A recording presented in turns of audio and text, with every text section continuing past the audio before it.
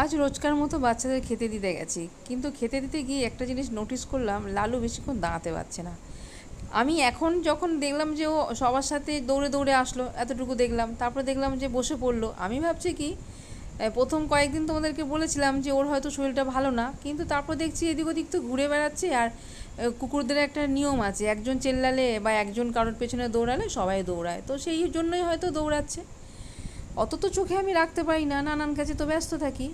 এখন আমি খেতে দিতে এসে সবাইকে রীতিমতো খেতে দিয়েছি।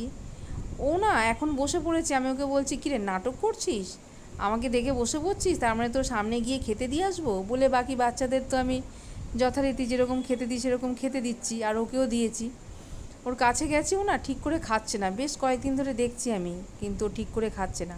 ও মা, বাকি বাচ্চাদের কাছ থেকে ঘুরে এসে ওর কাছে এসেছি, দেখছি সেম একটু খাবার খেয়ে বসে পড়লো। এখন আমি এসে বলেছি যে খেয়ে নে বাবা, একটু উঠে খেয়ে নে, কষ্ট করে খেয়ে নে বাবা, খাবারটা ফিনিশ কর।